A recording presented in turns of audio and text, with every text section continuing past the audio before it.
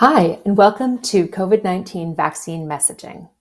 My name is Julie Sabo, and I'm one of the instructors for the next 4 weeks of workshops on how to use social media for COVID-19 vaccine and preventative behaviors. I'm a principal at Capulet Communications, and we've been working with nonprofit organizations and specifically public health nonprofits around the world in 2020 and 2021, helping them devise social media campaigns to encourage people to get vaccinated. We've learned a lot in this time, and we've had the incredible privilege of working both with the nonprofits and some of their community members in getting these messages out, and also in working with experts from the CDC, from UNICEF, from Yale University, in collecting some strategies around how to use messaging that works around vaccinations. So that's what we're going to talk about today. Of course, no single message is going to persuade everyone, but experts say a combination of strategies is already convincing reluctant people that getting vaccinated is for them. We're going to look at those 5 strategies now. The 5 vaccine messaging strategies that we're going to talk about are addressing beliefs and barriers, tapping into audience values and how that should inform your messaging. We're going to talk about using trusted messengers, about why it's so important to localize your messages. And we're going to introduce the idea of social norming and how that can really work for vaccine messaging. Let's talk about addressing beliefs and barriers. This is some really interesting information from Serco Ventures. This is a visualization of the demographic breakdowns of respondents to a survey that they conducted of US adults about the COVID-19 vaccine. So segmentation, of course, is a practice that we use all the time in marketing and communications. We use it in particular to create more personalized messages. The problem with demographic targeting is that it doesn't really help us determine how they feel about vaccination or why they're for it or against it. So when we're advocating for behavior change, demographic data really isn't enough. Serco rightly points out that humans are a lot more complicated than our gender, political leanings, race, or where we live. And if we only use demographic targeting in messages, we're really going to miss the barriers that are shaping the behaviors we want to address. So instead of focusing just on demographics, let's look at segmenting audiences based on barriers and beliefs. Those are the things that influence why they say they're reluctant to get vaccinated. In another survey of US adults, Serco identified 5 what's called psychobehavioral personas for the COVID-19 vaccine. They put people into 5 different groups, ranging from vaccine enthusiasts all the way to COVID skeptics. And we can see here that we have similar geographies, income levels, genders, race, etc., in all of these psychobehavioral segments. It means that when we're messaging to audiences about COVID-19 behaviors, we should be thinking first in terms of our audience's beliefs and barriers. There are lots of interesting ways to use social media to survey audiences to learn more about their barriers, but many public health organizations like Serco and other nonprofits have already shared this kind of data. So let's look at how a nonprofit might address barriers on social media.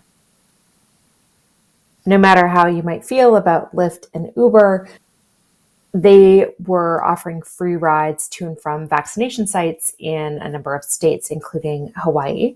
So here, the Hawaii State Department of Health provided this information to their constituents.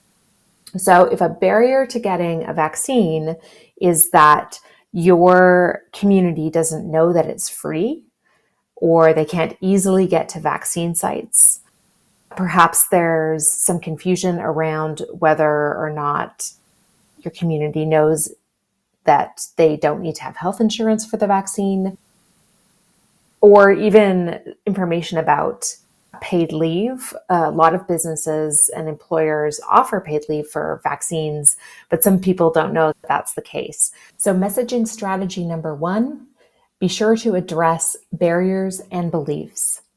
Let's move on to number two. Tap into audience values. This comes directly from the Yale and UNICEF vaccine messaging guide. It is both fascinating and we've seen it really work in action. So, Yale and UNICEF pulled out 4 key values or value pairs that seem to really impact somebody's willingness to get vaccinated. Those 4 areas are care versus harm, purity versus degradation, liberty versus oppression, and authority and subversion. So here are some examples. The purity degradation comes into play often for parents. We could say, boost your child's natural defenses against diseases. Help them stay virus-free with a COVID vaccine. So here we're taking misinformation about the COVID vaccine being unsafe and leading to degradation in one's body, and we're flipping it to a purity message that we want to stay virus-free. We want to keep our bodies pure of the virus. So that's one way you can work with these value pairs. I'm going to show you another example using the liberty oppression value. The Ad Council ran a large campaign in 2021 that brought in many organizations. Perhaps some of you even contributed to this campaign. It was called It's Up to You. The idea here is that people who were uncertain about whether they were going to get the vaccine, so they were vaccine hesitant, were served this liberty message. The Ad Council believed that emphasizing personal choice was important. The PhD researcher who was part of the message development for this campaign says, Americans value freedom and choice, and the public health community needs to speak to those values to get people to listen. So here, instead of taking people's choice away and telling them they have to get the vaccine, we're suggesting that educating yourself around it is a way to make a personal decision. So this is, again, the liberty messaging stance. When we are tapping into our audience's values, we can speak to what resonates with them most. And those 4 pairs of care, harm, purity, degradation, liberty and oppression, and authority and subversion are key buckets that can help us think through our target audience's values. Okay, hopefully you are still with me. We're halfway there. Number 3, use trusted messengers. Researchers and public health experts at Yale and UNICEF and also at the CDC bring us this vaccine messaging best practice, and that is use trusted messengers. This is not going to be a big surprise to anybody here. The vaccine information you provide needs to be credible. And by credible, we mean peer-reviewed scientific research. But the information source or messenger also needs to be credible. Persuasion researchers and marketers have known this for a long time, that the most effective messengers have 3 key attributes. They have expertise, they have trustworthiness, and they have similarity to the audience that they're speaking to. And by similarity, we mean they sing the kind of music that their audiences like. They're of a similar age. They have similar values. That really engenders trustworthiness in a messenger. A 2020 study cited in the Yale UNICEF messaging guide that comes along as a resource for this week, showed that trustworthiness is more important than expertise when addressing vaccine misinformation. I don't think that's going to be a surprise. In many ways, that's how misinformation spreads. An audience trusts a messenger, and then the messenger spreads information that's not credible. So you have a credible messenger to that audience, but not a credible message. So anything and anyone that helps to build trust with your target audience will help unstick misinformation. Here is an example. There are 1 billion plus Catholics in the world, and it was a very big deal when Pope Francis became a messenger for the vaccine. So who's your influencer in your community? Maybe it's a health worker, maybe it's a faith leader, maybe it's a community leader. We often see influencers also as celebrities or musicians, but we don't have to even think that big. Sometimes a local community leader is the right level of influencer for the campaign we're going to run. So don't be discouraged or overwhelmed by this example. Know that influencers come in all sizes and scopes, and there's going to be the right influencer you would have access to for your campaign. Moving on to number 4, get local. We need to get local because our lived experiences are so unique. Messages need to be designed with a person's own localized context in mind. The Conversation is a campaign that addresses COVID vaccine information needs in the Latinx community. It includes videos featuring doctors and nurses and community health workers, and it's a campaign that's available in both English and Spanish. This campaign is a partnership between the Kaiser Family Foundation, the Black Coalition Against COVID, and Unidos US. And what makes it so interesting is that they've really made custom messaging for a specific community with particular questions. They've also pulled in the last approach using trusted messengers from their community. So custom-made messaging for local communities with particular needs and questions is a way to make your social media content relevant to the community that you serve. All right, you made it with me all the way to the end. This is number 5, introduce social norming. A little bit more from the Kaiser Family Foundation.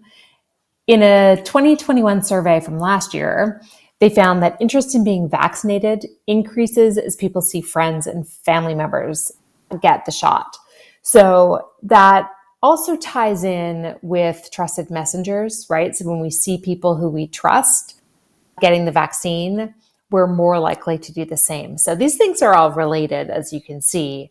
So a couple of examples here I really like. This one is from the Baltimore City Health Department. They had this running tally earlier on when people were getting their first dose. They started with 30%, 50%, 65%, over 70% of Baltimore citizens 18 and over have gotten their first vax dose. So really what they're doing with this campaign is they're showing people that it's normal, that most people are doing it, and humans like to do what most people do, for better or for worse. So this is an example of normalizing it, using social norming as an approach. Here's another one. We've seen lots of these over time. These are the frames, the social media frames that you can use on Facebook or Twitter or Instagram, which allow people to say, I got my COVID-19 vaccine. This hashtag is cancel COVID. So if somebody adds that frame to their profile picture and their friends see it, Again, it normalizes that my friends, my family, people I know and love are getting the vaccine. Maybe I should do it too. So to recap where we've been, 5 COVID-19 vaccine messaging strategies from experts in the field who have been doing the research and practicing these in campaigns all year long. Address beliefs and barriers for your community. Find out what's really stopping them from getting the vaccine so that you can address those things specifically in your campaigns. Tap into audience values. Download the slide deck and look again at those value pairs of care and harm and liberty and oppression and some of the others, and see if there's a value that you can use in your campaign to align with your target audience. 3, use trusted messengers. Some of you have probably already experimented with this. If you haven't, definitely give it a try. And remember, you don't have to have a super famous person as a messenger. Sometimes a local faith leader or a local community member is exactly the right messenger for your campaign. Speaking of local, make sure that you are messaging in the language of the communities that you serve, that you're touching on the real questions and concerns that are specific to your community, maybe specific to your geography. Don't take a national campaign theme and try to plug it into your community. Take the knowledge you already have about the people you serve and custom make your messaging for that target audience. And finally, introduce social norming as part of your campaign. Show pictures of people from your community getting the vaccine. Tell their stories. Ask them to contribute in some way that makes getting the COVID-19 vaccine a normal and acceptable thing to do that somebody can really picture doing for themselves if they've been sitting on the fence up till now. I hope this has been interesting and helpful. And this is just the primer for the workshop. Come to the workshop prepared to draft some key messages for your audience, to do some exercises. We're going to do some brainstorming, work in groups and pairs. We're going to have some fun getting these messages down on paper, and you'll leave from that workshop with some tangible messaging you can try in the field.